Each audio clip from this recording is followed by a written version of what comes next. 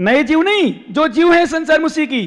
पर दूसरे लोग जिनको धर्म का ज्ञान नहीं, उन्हें आड़ा टेढ़ा घुमा करके लेकर के विषय, जैसे हमने बताया था ज्ञानी लोगों ने क्या किया, हमारे ग्रंथ, क्योंकि वो अलग से कोई नहीं था, अभी 10-50 साल 100 साल जो उनके गुरु हुए हैं मैन उस समय से, क्योंकि और एक बात और ध्यान रखना, वो मूलभूत से दिगंबर नहीं थे, वो दिगंबर नहीं थे, वो श्वेतांबर थे पहले।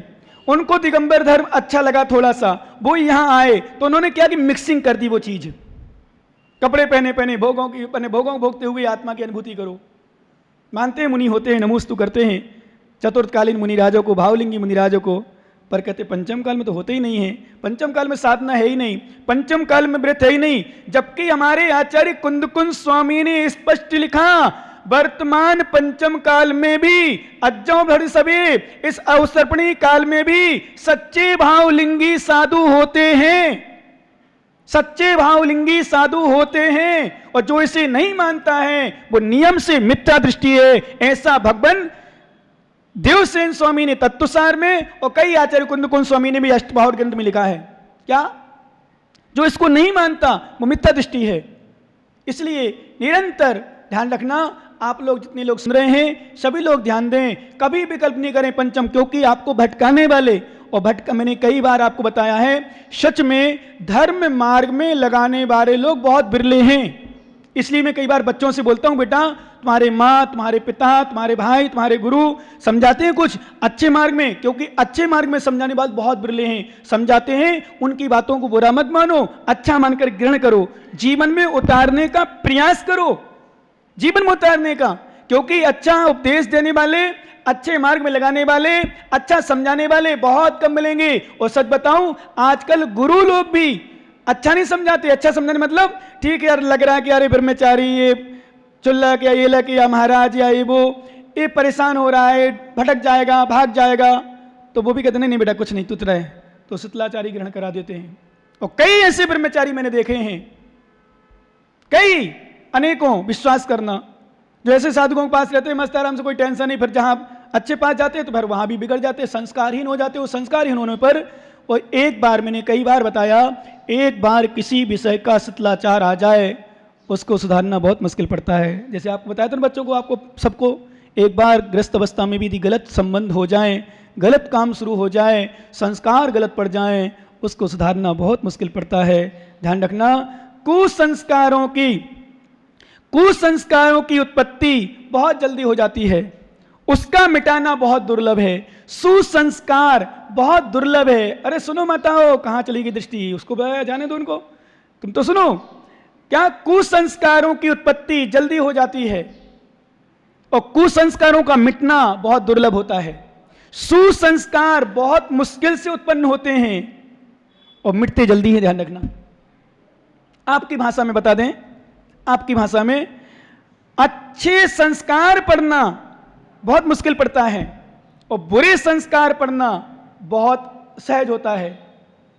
बुरे संस्कार मिटना बहुत कठिन होता है, अच्छे संस्कार जानना बहुत कठिन, बहुत सरल होता है। जैसे उदाहरण के लिए, बीड़ी पीना, सिगरेट पीना, बीड़ी पीना, सिगरेट पीना बहुत आसान है पर छूटना बहुत मुश्किल है। रात्रि भोजन त्याग करना बहुत मुश्किल है, पर जो त्याग कर दिया होगा वो खाना बहुत जल्दी आसान है। भूख लगी है, कोई समस्या है, खा लो, अब तो हो जाएगा, देखेंगे जो होगा।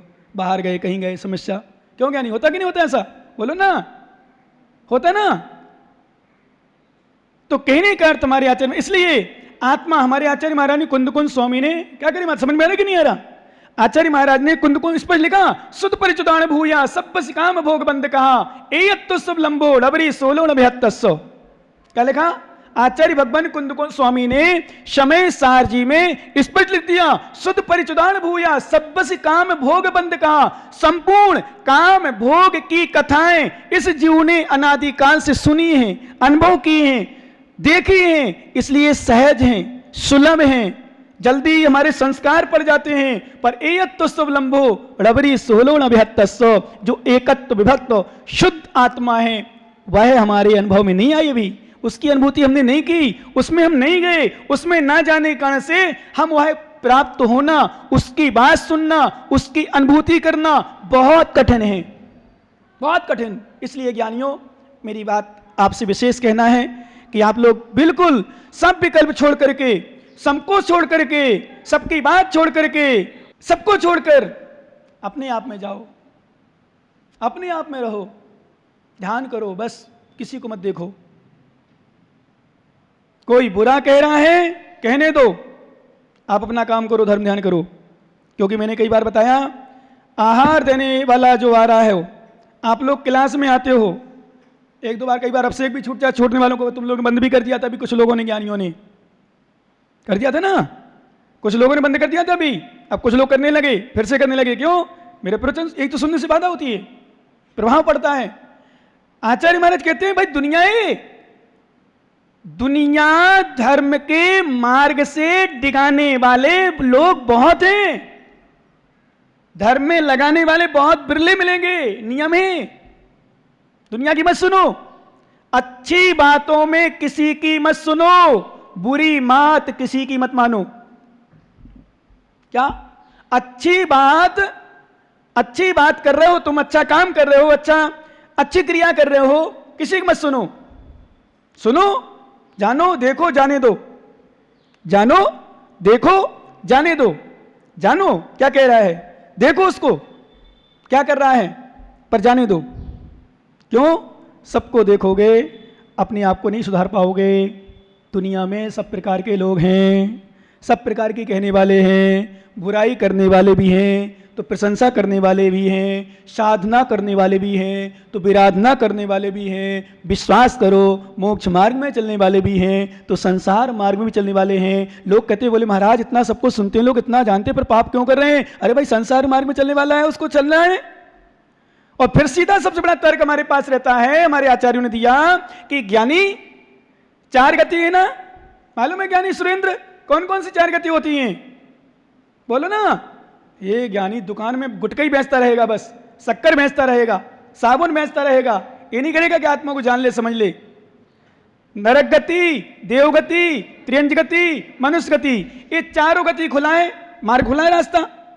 अब 4 गति में नियम से जाते रहते लोग, तो नरक गति में जाने वाले भी हैं, तिरंज गति में जाने वाले भी हैं, स्वर्ग गति में जाने वाले हैं, देवगति में, और मनुष्य गति में जाने वाले हैं। तो जैसा जैसा भाव जैसे रहेंगे वैसा करेगा, और नहीं जाएंगे, पाप सब छोड़ देंगे, नरक गति में कौन जाएगा? इसलिए करने दिया करो पाप। कोई कर रहा हो ना, कर भाई, मुझे क्या है, हाँ जाना तुझे, नरक खाली हो जाएगा। नरक में कहेंगे लोग, नरक में कोई गया नहीं, नरक वाले देखेंगे यार नया कोई आया ही नहीं, किसे लड़े? पुराने लड़ते बहुत होगा, नरक जाता ना नर की। जैसे आपने देखा होगा, दूसरी गली का स्वान दूसरी गली में आ जाए, उस गली का स्वान इस गली में आ जाए, क्या होता है? चिल्लाता ही नहीं, बाबा पकड़ने का प्रयास करता, अकेला आ जाए ना, 4 से उसको काटें, उसको परेशान करें। देख लेना जाके ठग गली में, नहीं तो खूब है स्वान वहां, क्या खूब है। जैसे मैंने कल देखा, यहां मच्छर भी हो गए, पहले इटावा मच्छर नहीं थे, अब इटावा मच्छर हो गए, समझे? तो कहने का अर्थ है, ये आनंद है, आनंद की यात्रा है, कुछ नहीं। जिनवाणी है, जिनवाणी मतलब, क्योंकि हमने आपसे कहा था, जब कोई उदास बैठा हो, कोई सो रहा हो, अथवा कोई टेंशन में बैठा हो, क्या आनंद है? वो आनंद नहीं, प्रसन्न मुद्रा में जिनवाणी सुनो। इसलिए मैं बीच बीच में थोड़ा सा तुम्हें फुलझड़ी देता रहता हूँ, जागते रहो, प्रसन्न रहो, खुश रहो। हाँ, हमने आपको बताया ना, भजन, भोजन, जिनवाणी सुनना, ये प्रसन्न मुद्रा में होती है। संसार के सुख प्रसन्न मुद्रा में होते हैं। उदास बने हो कोई सुख नहीं, उदास बने हो कोई भक्ति नहीं, उदास बने हो कोई पूजा नहीं।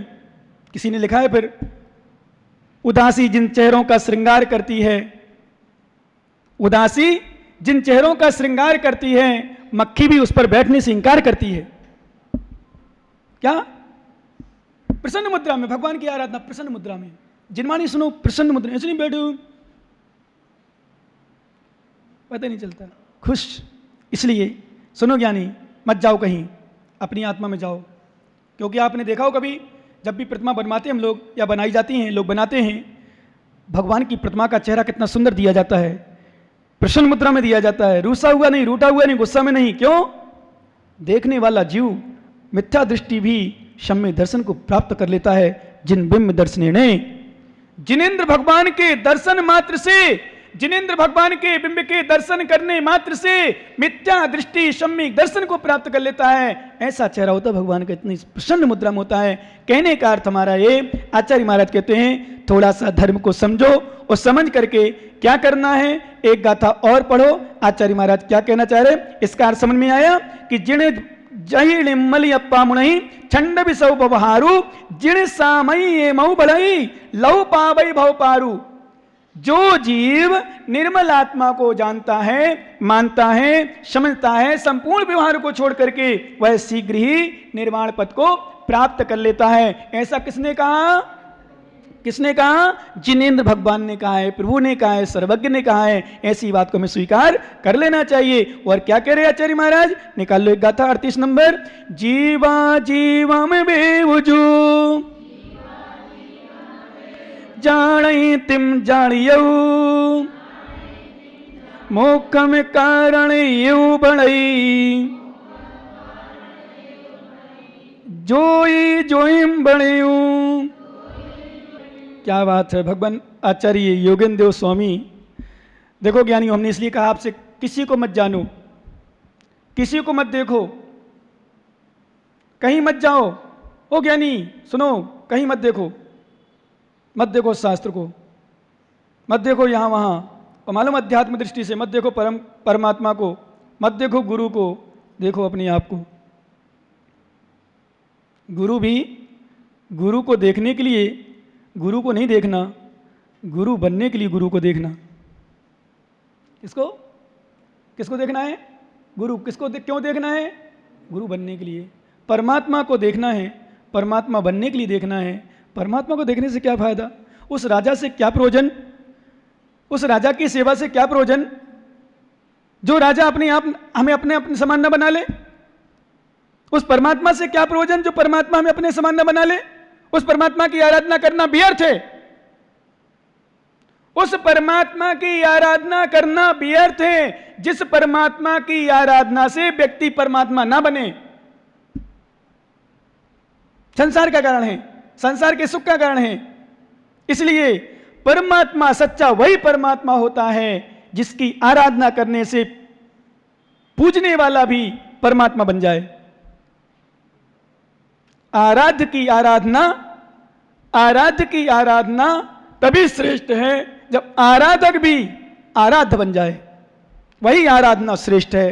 अन्यथा किसके लिए? ये पुण्य तो मिथ्यात की आराधना करने से मिल जाता है, पुण्य तो कहीं भी रहने से मिल जाता है, पुण्य तो कहीं की आराधना करने से मिल जाता है, पुण्य तो कहीं भी दान कर लो, पूजा कर लो, कुछ भी कर लो, सबसे मिल जाता है। चिड़ियों को दाना डाल दो, कबूतरों को दाना डाल दो, चुग्गा डाल दो तो भी पुण्य मिल जाता है। गाय को घास डाल लो, पुण्य मिल जाता है। किसी गरीब का भला कर दो, उससे पुण्य मिल जाता है। गरीब भूखा पड़ा उसको भोजन करा दो, उससे पुण्य मिल जाता है। कपड़े पहना दो उससे पुण्य मिल जाता है। गरीबों की दवाई, बीमारी, इलाज करा दो, बीमारी को दूर करा दो, उससे भी पुण्य मिल जाता है। पर वो पुण्य वास्तव में मोक्ष का कारण नहीं। परमात्मा, सच्चे परमात्मा की सच्चे भाव से की गई आराधना वो पुण्य का कारण, वो मोक्ष का कारण है। इसलिए हमने बताया था सम्मैठी पुण्यम लाहो संसार कारणम नियमम मोक्षम मोक्षस हेव हेम जय बिड़ियाणम ना सुकुड़ई। भाव संग्रह में आचार्य महाराज ने लिखा है, सम्य दृष्टि का पुण्य, जो सम्य दृष्टि पुण्य करता है, धर्म करता है, अच्छे भाव से करता है, निदान रहित होकर करता है, उसका पुण्य संसार कारण नहीं है। और मिथ्या दृष्टि कैसे भाव से करे, कितनी अच्छे भाव से करे, उसका संसार का ही ना। भाव भी हम जान, भाव का बीज जानो नियम से। सम्य दृष्टि की भावना कुछ और होती है और मिथ्या दृष्टि की भावना कुछ और होती है। सम्य दृष्टि किसी भावना से पूजा करता है और मिथ्या दृष्टि किसी भावना से पूजा करता है। जैसे यहां प्रवचन सुनते हैं ना, बहुत सारे लोग प्रवचन सुनने, अभी तो ठीक है लॉकडाउन है, पर जब भीड़ भाड़ होती है विशेष, अथवा इसमें भी ले लो, कोई बात नहीं, आप में ले सकते हैं कि धर्म करना, पूजा करना, पाठ करना, गुरुओं की सेवा करना, प्रवचन सुनना, आहार देना, आहार देने जाना, चौका लगाना, दो प्रकार के लोग होते हैं। दोनों प्रकार की भावना अलग अलग होती हैं। दोनों प्रकार के व्यक्ति की भावना अलग होती है। किस प्रकार से लगा रहा है, एक हमने बताया था ना, एक इसलिए लगा रहा है, नहीं लगाऊं तो लोग क्या कहेंगे, एक इसलिए लगा रहा है, नहीं लगाऊंगा तो लोग क्या कहेंगे, और इसलिए लग रहा है एक मेरा कभी कभी मौका मिलना है, कब कब मौका मिलना है, कब कब सौभाग्य आता है, लगा लो। आहार देना है, मेरा सौभाग्य, पुण्य जागा है, मेरा पुण्योदय आया है। एक प्रवचन इसलिए सुनने आता है, अरे महाराज क्या कहेंगे, प्रवचन सुनने नहीं आते हो ज्ञानी, भाई चलो ठीक है। वो एक इसलिए आता है, अरे मेरा सौभाग्य, पुण्य मिला है, सौभाग्य मिला है, चलो अब प्रवचन सुनना है महाराज के। कब कब मिलता, ये दुकानदारी, ये नाश्ता, ये चाय, ये दूध, घर की क्रियाएं, संसार क्रियाएं, ये कोरोना मोहराएं चलता रहेगा। कोटा में निकलेगा 200-250, कितने आ गए विनोद जी? 294, मतलब 300 के लगभग। क्यों? ये विशेषता है, यही तो कर्म है, निकलेगा यहाँ वहाँ। मैं तो पहले ही, मैंने एक तो सही बताऊं, कोरोना तो बाद में ही आया, मैंने तो स्पष्ट कह दिया था कुछ दिन पहले, एक साथ आएगा सबको कर्मोदय। लोग कहते बोले महाराज कर्मोदय कैसे आता है, सबको कैसे आ जाता है? सब कर्म करते एक साथ, ताली बजाते, अनुमोदना करते, सांगा जाएंगे। अब कभी कभी होता है घुन के साथ गेहूं पिस जाता है, ऐसी कहावत है ना, घुन के साथ गेहूं पिसता, गेहूं के पास घुन पिसता है। अब जो भी मान लो तुम मान लो, ठीक है ना। कहने का मतलब स्थिति बनती है। तो विश्वास करना कर्म, जैसे अपन देखना कभी गाड़ी जा रही, गिंजाई का ढेर लगा, हजारों गिंजाई हैं। अभी आपने देखा होगा आपके यहाँ वो चला था, उड़ रही थी, कौन सी उड़ रही थी, क्या बोलते उसको, है टिड्डी, टिड्डी उड़, कितनी मालूम, हेलीकॉप्टर से कीटनाशक दवाई डाली गई, हेलीकॉप्टर से, मतलब असंख्यात टिड्डियों को मारा गया एक साथ। और सुना, और एक और सुना मैंने, उसमें किसी ने बताया है, सुना कि 2-2, 3-3 दिन तक बेचारी पड़ी रही, घबराती रही, तड़पती रही, तड़प तड़प के मरी। अब उनका कर्म कहां जाएगा?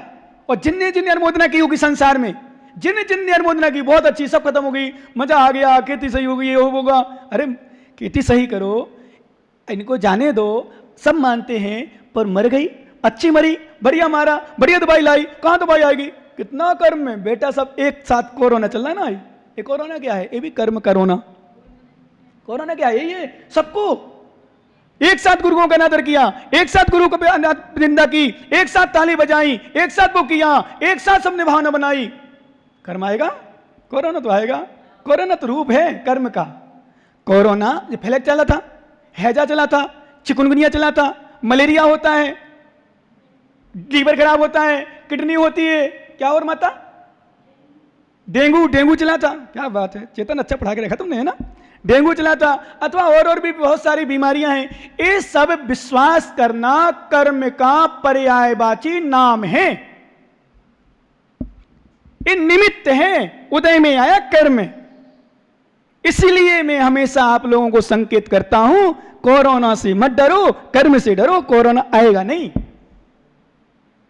एक साथ सबको हजारों लाखों की मात्रा में महाराज, तो जैन ने किया, जैन को, और भाई निमित्त तो सबको बनेगा ना, फिर कहीं ना कहीं उनका भी हाथ होगा, कहीं ना कभी कोई कर्म का। इस पर्याय में नहीं किया हो, पूर्व पर्याय में किया होगा। किसी का इस पर्याय का इस पर्याय मिल जाता है, किसी का पूर्व पर्याय का इस पर्याय मिलता है, दोनों एक साथ मिल गए। कोई नरक में पहले से, कोई अभी जा रहा है, और दोनों मिल गए, डिस्कुम डिस्कुम।